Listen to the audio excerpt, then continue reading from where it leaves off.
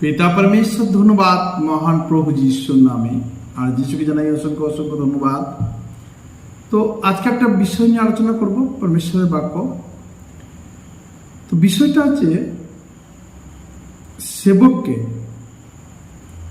প্রণাম করতে পারবে কিনা, এই বিষয়টা নিয়ে আলোচনা করব। আমরা যদি প্রেরিতের কার্য বিবরণী 10 অধ্যায় 25 পদ দেখি, পরে পিতর যখন প্রবেশ করিলেন তখন কর্নেলিয় তাহার সহিত দেখা করিয়া তাহার চরণে পড়িয়া প্রণাম করিলেন। 26 পদে বলছে, কিন্তু পিতর তাহাকে উঠাইলেন, বললেন, উঠুন, আমি আপনি ও মনুষ্য।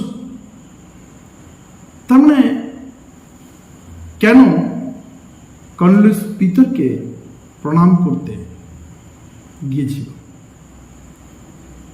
পিতরকে দেখা মাত্র কেন কর্নেলিয় তার চরণে পড়িয়া প্রণাম করতে লাগলো? এখানে একটা ঘটনা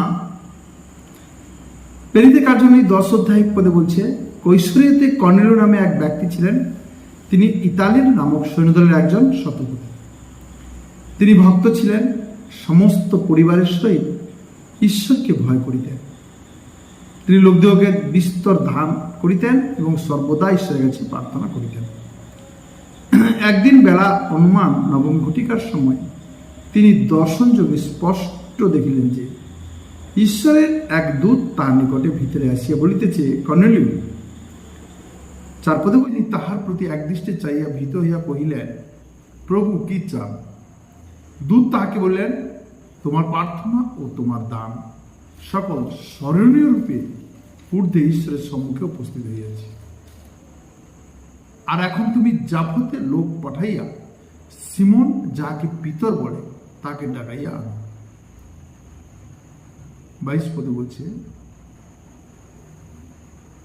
এখানে পিতরকে ডাকানোর জন্য কর্নেলিয়াস লোক পাঠিয়ে দিল।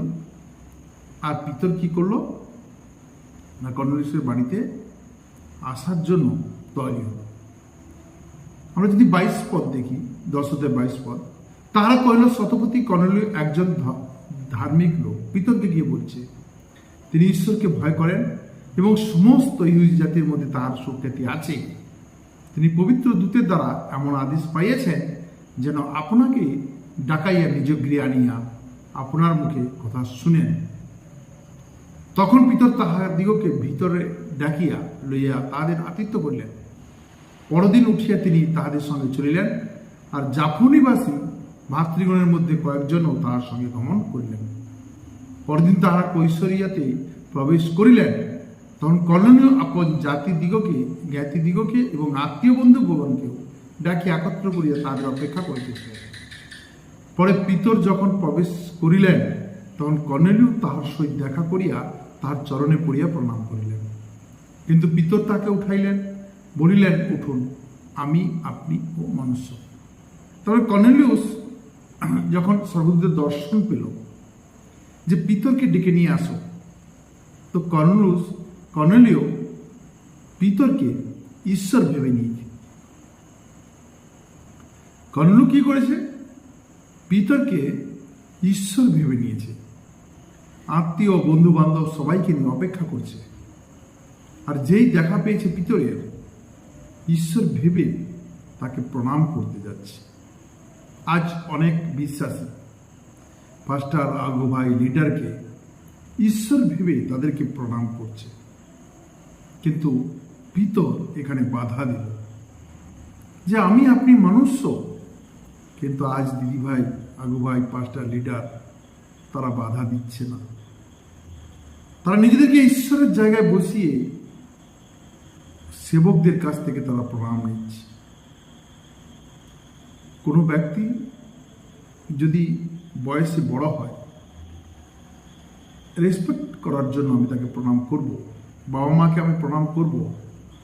আত্মীয় স্বজন, বন্ধু বান্ধব যদি আমার থেকে বড় হয়, তাকে প্রণাম করব।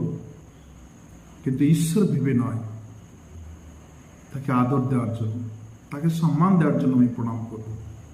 কিন্তু আজ অনেক মণ্ডলীর লিডাররা নিজেদেরকে এমন ঈশ্বরের জায়গায় বসিয়ে দিয়েছে যে মণ্ডলীর সেবকরা, মণ্ডলীর যারা আর বাকি দেহ, তারা গিয়ে সেই সেবকের পায়ে ধরে প্রণাম করছে, আর সে বাধাও দিচ্ছে না।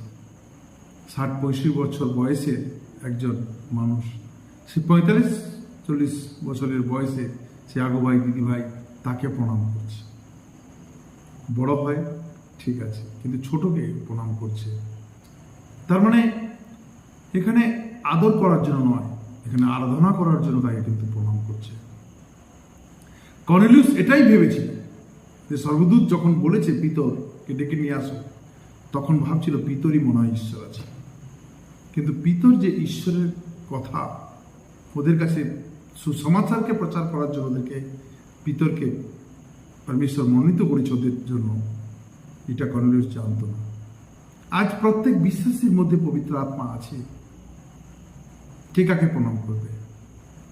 সদাপ্রভু ঈশ্বরকে আমরা যেন সর্বদিক থেকে প্রশংসা, মহিমা, গৌরব দিতে পারি। আমরা 8টা পদ দেখব। প্রকাশিত বাক্য 19 অধ্যায় 10 পদে বলছে, তখন আমি তাহাকে ভজনা করিবার জন্য তাহার চরণে পড়িলাম, তাহাতে তিনি আমাকে কইলেন, দেখিও এমন কর্ম করিও না।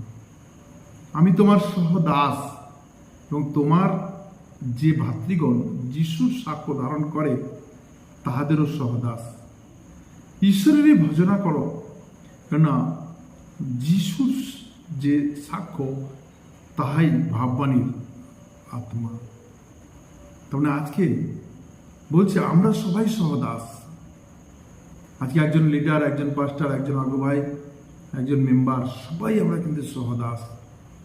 আমরা কেউ ঈশ্বর নয়, কিন্তু আমরা যেন সবাই মিলে সেই ঈশ্বরের ভজনা করি। যিশুর যে সাক্ষ্য তাহার ভাববাণীর আত্মা আছে। যেন ঈশ্বরকে যেন ভজনা করি, ঈশ্বরকে যেন আরাধনা করি।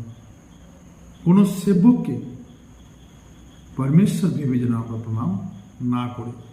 কিন্তু কর্নেলিয়াস এটাই ভেবে প্রণাম করতে যাচ্ছিল, কিন্তু পিতর বলল, আমি আপনি মনুষ্য, আমরা সবাই মনুষ্য। ঈশ্বর আমাদেরকে মনোনীত করেছেন তার সুসমাচার প্রচার করার জন্য। প্রত্যেকে আমরা ঈশ্বরের আরাধনা, স্তুতি, প্রশংসা করতে পারি, ঈশ্বরের সুসমাচারকে প্রচার করতে পারি, ঈশ্বরের কথাকে মানুষকে বলতে পারি। পিতা পরমেশ্বরের এটাই ইচ্ছা, যেন প্রত্যেক ব্যক্তি যেন আমরা কি করি, কোনো সেবককে ঈশ্বরকে প্রণাম না করি। পিতা পরমেশ্বর ধন্যবাদ মহান প্রভু যিশুর নামে, আর যিশুকে জানাই অসংখ্য অসংখ্য ধন্যবাদ।